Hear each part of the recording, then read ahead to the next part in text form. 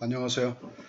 대면 수업을 오늘 또 못하고 2주차 영상으로 여러분에게 편지를 띄웁니다. 힘드셔도 잘 이겨내시고 즐거운 마음으로 건강한 모습을 뵙길 원합니다. 오늘은 제2강 정신질환의 이해입니다. 정신질환의 이해는 정신과적 면담이 필요한 그것을 말합니다. 정신질환하면 과거에는 질병으로 생각하고 외면했던 좀 거부감이 있었던 것들인데 요즘은 현대인들은 정신질환이 없는 사람 한 명도 없죠. 완벽한 사람 존재할 수 없습니다. 조금씩 이상이 있는 분들이죠. 2%가 부족한 존재들이 현대인들입니다. 그걸 인정하는 사람이 현대인입니다. 그래서 이제 오늘 이렇게 공부하면서 또 여러분이 강의안이나 책을 읽으면서 이 부분은 나한테 해당되는 것이네 라고 느끼는 것이 정상일 겁니다. 지금부터 과거와 현재 또 이렇게 역사적으로 기록돼서 남겨진 그 문헌들을 통해서 정리된 것들을 이렇게 살펴보도록 하겠습니다. 여러분이 이제 교재를 보셔도 되고 강의안을 보셔도 됩니다. 이제 정신과적 면담이라는 것은 치료자와 내담자의 임의적 만남이 아니라 정신병리와 정신역동의 기본 과학으로부터 전개된다. 여러분 책에 이렇게 되어 있죠. 정신병리와 정신역동의 관계를 이해하기 위해서 체계적으로 시도되고 있는 이제 현대 정신건강에 대한 그 활동 영역에서 이런 내용들을 다루게 되는 것입니다. 그렇다면 이제 정신과적 면담이다. 그거는 무엇인지, 그것을 하게 되는 목적과 특징은 무엇인지 살펴보도록 하겠습니다. 목적은 무엇입니까? 내담자의 현 상태를 파악하는 것. 면담을 통해서 제일 먼저 해야 될 게 내담자의 현재 상태를 정확히 파악하는 것 굉장히 중요합니다. 그 다음에 두 번째는 면담 과정에서 올바른 진단을 위해서 뭘 수집해야 됩니까? 정보를 수집하는 것. 이것이 정신과적 면담입니다. 그러니까 정신과적 면담이라 하는 것은 내담자의 현 상태를 정확히 파악하는 것. 두 번째는 바른 진단을 내리기 위해서 정보를 수집하는 것. 이런 두 가지 목적을 갖고 있다면 정신과적 면담이 되는 것입니다. 두 번째는 아주 다루기 힘든 내담자가 있을 수 있습니다. 그때 면담은 굉장히 중요하죠. 면담의 목적, 장소, 또 내담자의 그 자아의 어떤 빈도, 강도, 그 다음에 진단할 때 그 사람이 무엇이다라고 진단명을 내릴 때 이것은 굉장히 중요하죠. 그러면 이런 것들에게 필요한 걸 면담 기법이죠. 면담 기법. 면담 기법을 어떻게 적용하느냐. 그래서 여러분 이것은 이제 상담학 이론에서 배운 내용들이죠. 여러분이 사회복지 실천 기술론, 인간행동과 사회환경에서 또는 상담 이론과 실제 이런 과목에서 여러분이 공부한 내용들이 있습니다. 상담 기법이 있죠. 상담 기법. 그런 기법들을, 면담 기법들을 잘 활용해야 됩니다. 제가 늘 강조했던 것은 면담 기법은 제가 7가지, 8가지 강조했죠. 경청부터 시작해서 그 7가지를 여러분이 다 외우고 있는지 모르겠습니다. 경청 해본다면 또 뭐가 있습니까? 경청. 한번 생각해 보세요. 노트에다 메모해 보세요. 그럼 이제 제가 끝날 때쯤이면 다시 반복해서 묻겠습니다. 경청. 그 다음에 뭐예요? 공감, 해석, 질문, 요약, 뭐 이런 것들을 7가지를 여러분이 잘 기억하고 활용해야 됩니다. 순서만 있는 것이 아니죠. 또 우리가 질문을 통해서 혹시 내가 잘못 들었으면 질문을 통해서 재확인해야 되는 거. 또 내담자가 말한 정보에 대해서 잘 요약해서 정리하는 거. 또 그걸 해석해 줄 수 있는 능력. 이런 것들이 상담 기법이라고 배웠는데 그런 것들을 잘 활용해야만 됩니다. 또 제일 먼저 중요한 게 뭐라고 그랬습니까? 사회복지에서는 라포 형성을 강조했죠. 그러한 신뢰감을 확보해야만 면담이 가능하기 때문입니다. 그래서 그러한 어떤 면담 기법이나 상담 기법을 잘 적용해서 이제 정신과적 면담을 실시해야 됩니다. 여기에는 우리가 주의해야 될 그 환자들에 대해서 제시되어 있죠. 몇 가지입니까? 5가지 분야의 환자. 망상이 있는 환자. 망상은 어떤 것들이 있습니까? 망상은 뭐라고 그럴까요? 정상적이지 않죠. 망상적인 사람은 환자 스스로 면담이 필요하다는 것을 납득시켜야만 됩니다. 이게 굉장히 중요합니다. 이것은 직접 찾아오지 않죠. 제3자가 면담을 제안하기 때문입니다. 그래서 이런 망상이 심한 사람은 스스로 상담실에 올 수 없죠. 그래서 제3자가 데리고 와서 대화를 시작하기 때문에 충분하게 환자 스스로 면담이 필요한 사실을 인정하도록 만드는 것이 중요합니다. 두 번째, 이제 우울증 환자. 사실 우울하지 않는 사람 하나도 없죠. 그러나 우울의 정도에 따라서 면담이나 치료가 필요한 사람이 있을 수 있습니다. 그때에 우울증 환자는 자세히 자신의 증상을 설명하지 못할 때는 우울증과 연관된 정보를 자세히 물어야 됩니다. 여기는 우울증 척도가 있죠. 우울증 척도를 통해서 우울 수준을 확인하는 게 중요하죠. 그리고 자살 생각이 혹시 있었는지 이것도 확인할 필요가 있습니다. 그래서 우울증은 내가 우울하다라고 말하지 않죠. 내가 우울증 환자라고 말한 사람은 없을 겁니다. 그래서 우울증 척도를 사용하고 혹 자살 생각이나 그런 걸 충동을 느낄 때가 있었는지도 확인할 필요가 있습니다. 또 난폭한 환자. 난폭한 환자는 환자나 치료자 모두 뭐에 조심해야 됩니까? 안전. 그러니까 환자나 치료자 두 사람 모두 다 안전을 우선으로 해야 됩니다. 그리고 면담 전에 환자의 현실 검증력이 얼마나 손상되었는지 미리 판단할 필요가 있습니다. 난폭한 환자는 일상생활이 어렵죠. 걸핏하면 분노와 폭력에 행사하죠. 뭘 집어 던지는 거죠. 막 깨부셔버리는 거죠. 그럴 때 조심할 필요가 있습니다.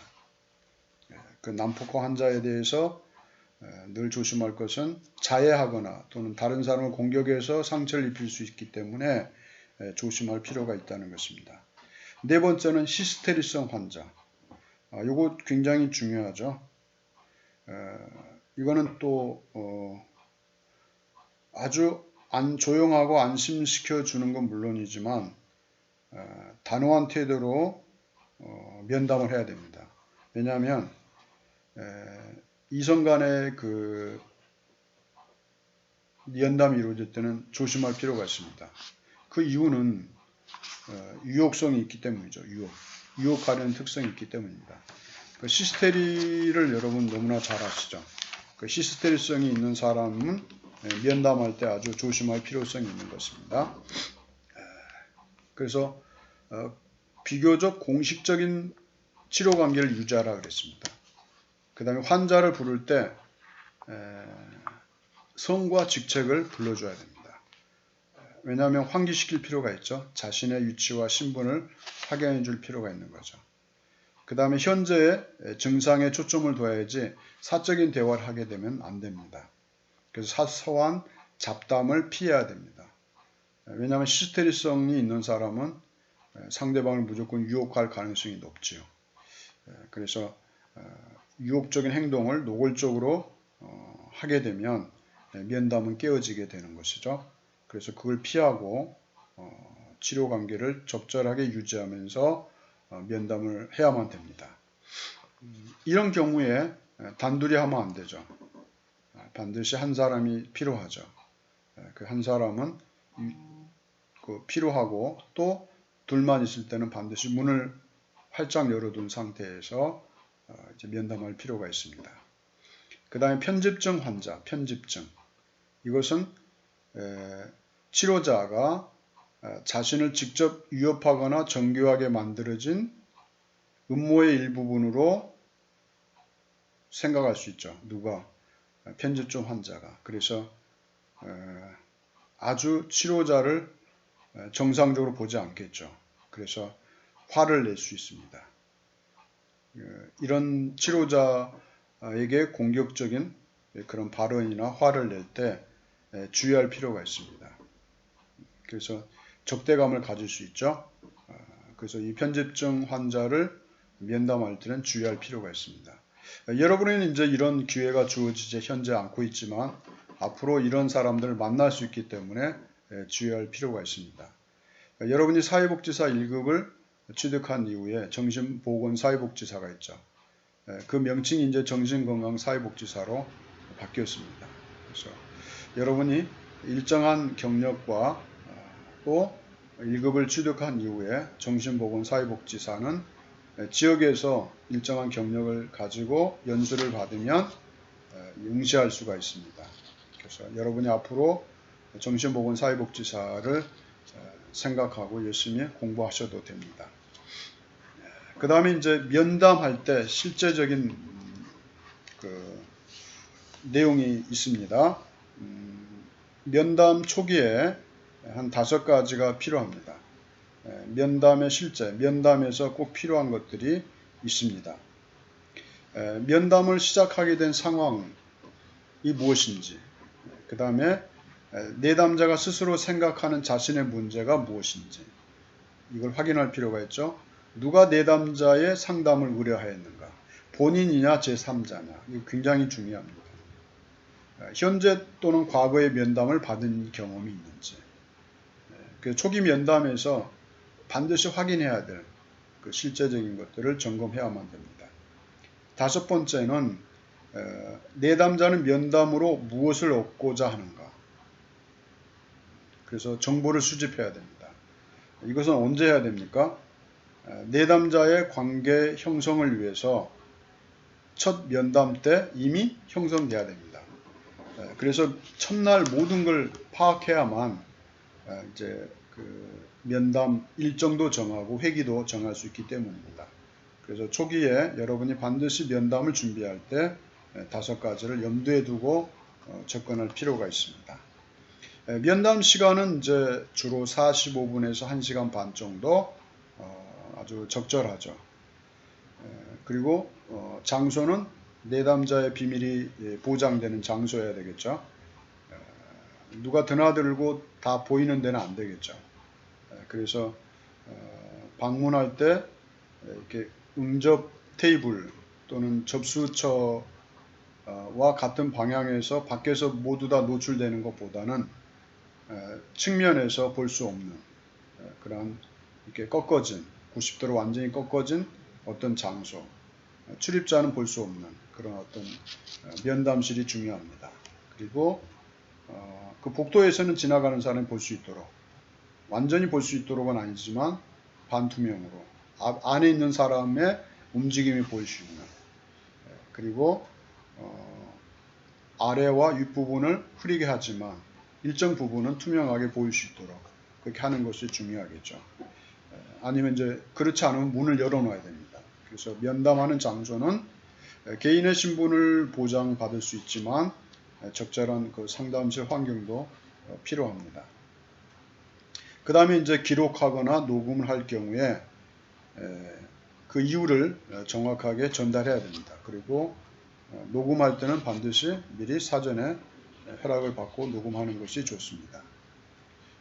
그 다음에 이제 치료자 내담자 관계에서 나타날 수 있는 어떤 현상들입니다. 이것은 여러분이 이미 배운 거죠. 언제 배웠습니까? 상담 이론과 실제나 인행사에서 여러분이 다 배운 내용들입니다. 그렇지만 다시 한번 확인하고 넘어가는 게 좋겠죠. 전이, 정서나 생각이나 소망, 이런 것들이 어떻게 됩니까? 무의식적으로 치료자에게 투사되는 과정. 그러니까 내담자와 관련된 삶의 중요한 어떤 그 사람의 정서나 생각이나 소망 등이 치료자에게 무의식적으로 투사되는 거. 그래서 현재 그 사람에게 느끼는 그 모든 감정이 그 사람이 과거에 경험했던 건데 치료자에게 이렇게 전이되는 것이죠. 이거 굉장히 좀 조심할 필요성이 있죠. 과거에 어떤 사람이 자기가 좋아하는 사람인데 잊어버리고 살았는데 그때 그 현장의 과거의 경험들이 현재 치료자에게 전이될 수도 있죠. 또 역으로 전이될 수도 있습니다. 치료자가 내담자를 보니까 치료자가 과거에 이렇게 성취하지 못했던 그 욕구 성취가 되지 않았던 것이 내담자를 보는 순간 전이될 수도 있죠. 그래서 이런 문제 때문에 이성 간의 상담은 피하는 것이 좋다라고 주장하는 것도 여기에 있습니다. 전이, 또 역전이도 있죠. 치료자가 자신의 과거의 삶에서 정서나 생각, 소망, 또 내담자에게 또는 내담자의 진술에 대응하면서 무의식적으로 투사되는 과정이죠. 이것은 과거에 미해결된 갈등이 치료자나 자신의 개인적 욕구 만족으로 나타나는 현상이다.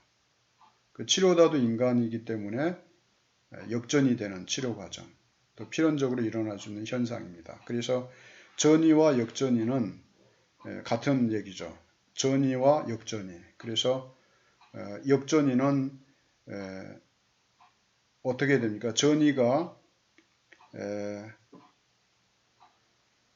전이는 내담자가 치료자에게 전이되면 역전이는 거꾸로죠. 아까 말씀드렸던 것처럼 치료자의 그 감정이 그 내담자에게로 이렇게 역전이 되는 그런 현상. 그래서 치료자와 내담자의 그 관계는 굉장히 중요한 것입니다. 이것이 전이와 역전이는 같은 맥락에서 여러분이 이해할 필요가 있습니다. 그 다음에 저항은 치료자의 그 진전을 방해합니다. 그러니까 치료 과정에서 해방을 놓는 거죠. 그 무의식적인 행동인데 그게 이제 저항이죠. 그래서 협조하지 않죠. 또 방해하는 것입니다.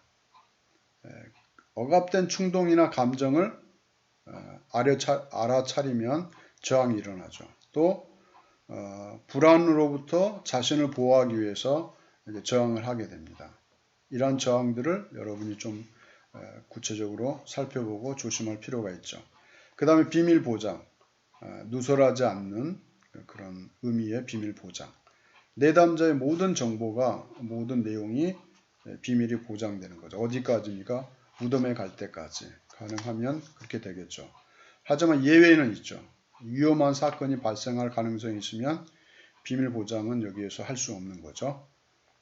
그 다음에 이제 치료적 동맹이라고 그랬는데 이거는 라포 형성이죠. 서로 신뢰를 형성하는 거. 내담자와 치료자 간의 신뢰가 형성돼야만 이것이 이제 가능한 것입니다. 그래서 면담이 가능하기 위해서는 라포 형성이 필요하다. 이걸 여러분이 꼭 기억하시기 바랍니다. 그 다음에 이제 면담 기법에서 면담을 촉진시키는 메시지와 방해하는 메시지가 있죠. 그래서 내담자가 하는 느끼게 하는 것은 이제 치료자, 상담자를 신뢰하고 믿게 하는 것이 굉장히 중요하죠. 신뢰를 얻지 못하면 면담이 진행될 수가 없는 것입니다. 그래서 면담 촉진을 하는 메시지는 여러분 강의 안에 보면 몇 가지가 있죠. 개방식 질문, 그 다음에 반응, 긍정 강화, 침묵, 해석, 점검 질문, 나는 원한다 식의 메시지, 어떤 이행, 또 자기 노출, 이런 특성들을 면담 촉진할 수 있는 메시지다 그랬습니다. 방해하는 메시지는 몇 가지 있습니다. 7가지인데 과다한 질문, 너무 많은 질문을 하면 또 방해가 됩니다. 성급한 주제 전환, 면담의 주제를 갑자기 바꾸는 거, 그 다음에 조급한 충고, 또 거짓 안도, 동의 없이 면담을 하는 경우, 또 조롱하는 경우, 또 당신이 잘못이야 하는 메시지, 이런 것들이 이제 해당되겠죠. 그 다음에 이제 이제 크게 두 번째, 정신 병리 부분에서 우리가 살펴볼 수 있습니다. 정신병리란 무엇인가 살펴보고자 합니다. 첫 번째는 정신과적 면담. 그래서 상담 기법에 해당되겠죠. 어떻게 상담을 해야 되는지를 살펴봤고, 이제 두 번째는 정신병리의 부분에서 접근하고자 합니다. 그래서 인간의 행동이나 사고나 의식 등의 증상을 대상으로 이제 접근하게 될 때 정신현상이 무엇인지 이해하고자 하는 것이 정신병리인 것입니다. 그 다음에 우리가 또 살펴볼 수 있는 것은 정신병리에서 정신의학은 그럼 무엇이냐. 의학. 그래서 정신질환과 건강상태, 그 다음에 병적인 상태를 연구하는 것이죠. 그래서 정신현상을 연구하는 것이 정신의학이다. 그래서 치료하기 위한 의학, 또 전문의학 영역 중에 하나의 분과된 분야로서 정신의학이 있습니다. 그래서 정신의학은 과거에는 정신병을 연구하고 치료하는 것으로 여겼는데 현대사회에서는 그렇지 않죠. 현대사회에서는 신경성 장애, 지적장애, 인격장애, 기질적 장애 이렇게 나누어서 접근하고 있습니다. 그래서 우리는 이 현대에서 정신병에 국한하지 않고 건강한 사람에게도 상담이 필요하다고 인정하고 접근하는 그런 이제 추세에 있습니다. 그 다음에 정신건강사회복지사의 정신병리 평가의 부분입니다. 정신병리를 정신건강사회복지사 측면에서 어떻게 해야 되는지, 이건 서로 협력해야 되죠. 의사, 간호사, 임상심리사, 정신건강사회복지사 또는 사회복지사 이렇게 함께 활동을 해야 됩니다. 협력해서 지역사회에서 활동을 해야만 되는 것입니다. 그래서 정신병리 측면에서는 이런 협력하여서 클라이언트를 돕기 위한 팀을 구성하는 것이 좋습니다. 그래서 지역사회의 정신건강 사업에 함께 참여하는데 거기는 의사, 간호사, 임상심리사, 사회복지사가 함께 협력해서 접근할 필요가 있다는 것입니다. 그 다음에 이제 정신병리까지 우리가 살펴봤는데 세 번째는 이제 증상입니다. 증상에는 너무 많죠. 첫 번째는 행동에 대한 접근할 때 증상을 살펴볼 수 있고요. 지각, 그 다음에 사고장애, 그 다음에 정동장애, 그 다음에 의식장애, 그 다음에 진압력장애, 기억장애 이렇게 우리가 한 7가지 부분에서 살펴볼 수 있는데 행동장애에는 활동 증가, 활동 저하 이런 게 있습니다. 필요 이상 지나치게 활동하고자 하는 사람, 이것도 병입니다. 직업병이라고 그러죠. 왜냐하면 쉬지 않고 일하는 분, 여기에 해당되죠. 그 다음에 필요 이상으로 활동하지 않는 사람, 활동자. 말수가 적고 목소리도 힘이 없고 사고의 흐림, 생각의 흐름도 느려지는 사람. 가만히 못 있는 사람 있는가 하면 너무나 이렇게 다운되어 있는 사람이 있습니다. 이것도 행동장애에 속하는 것이죠. 또 반복 행동. 계속해서 똑같은 행동을 반복하는 것. 이것도 문제가 있죠. 그 다음에 자동행위.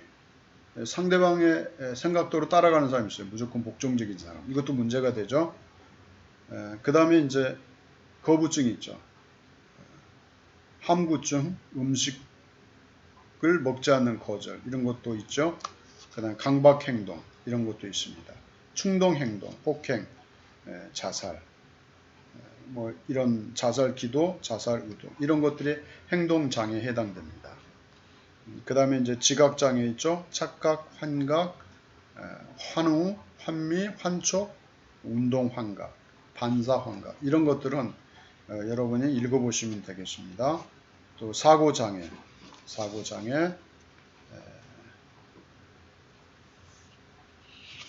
그 다음에 정동장애, 감정, 쾌감, 불쾌감, 슬픔, 분노, 미움 이런 것들을 의미합니다.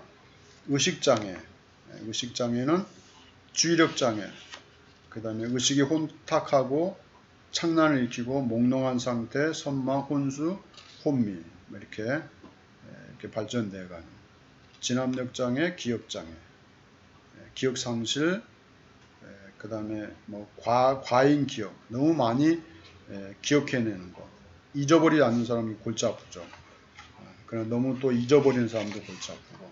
그래서 이런 증상들이 있는데 이것은 제가 일일이 하려면 시간이 너무 부족하고 여러분이 교재나 이런 강의안 요약해 놓은 것을 여러분이 보시기 바랍니다.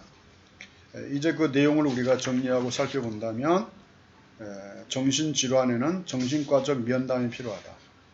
정신과적 면담은 어떻게 하는 것이 좋다. 이것은 다른 말로 상담을 어떻게 해야만 되느냐. 여러분이 다른 인행사나 다른 교과에서 배웠습니다. 그 다음에 두 번째는 정신병리란 무엇이냐. 이제 그것을 우리가 살펴봤고요. 또 정신병리와 함께 우리는 그 증상들을 어떻게 살펴볼 것인지 그런 내용들을 살펴봤습니다. 이번 두 번째 과목은 우리가 상담을 어떻게 할 것이냐, 정신과적 면담이란 무엇이냐 이것을 살펴봤고 두 번째는 정신병리가 무엇이냐, 정신병리 이것을 위해서 우리가 의사, 간호사, 임상심리사, 사회복지사가 함께 클라이언트를 위한 팀을 구성하는 것이 중요하다. 그리고 지역사회 정신건강 활동 사업에 참여하는 것이 중요하다. 과거에 이제 정신병리는 어떤 그 정신의학에서 보는 정신병을 연구하고 치료하는 것만 관심을 뒀지만 초점을 뒀지만 이제 현대사회에서는 이것을 신경성 장애, 지적 장애, 인격 장애, 어떤 신체적 기질적 장애 이런 것들로 보고 좀 확대된 그런 아직 정신 질환이라고 할 수 없는 건강한 사람들 중에 약간의 이상을 가지고 있는 대인관계 활동에 해가 되는 장애가 되는 것들을 상담을 통해서 치유될 수 있는 그런 접근을 하고 있습니다. 그래서 오늘은 내용은 많지만 이 두 가지 측면에서만 핵심적인 것만 요약해서 여러분에게 설명을 드렸습니다. 부족한 것은 또 대면 수업 때 다시 한번 반복해서 복습될 기회가 있을 것입니다. 왜냐하면 앞에서 배운 것을 뒤에서 언급할 때 또 제가 이어서 이렇게 설명을 드리도록 하겠습니다. 여러분 힘내시고요. 코로나19 잘 이겨내시고 승리하시고 또 건강한 모습으로 다시 뵙는 걸로 하겠습니다. 감사합니다.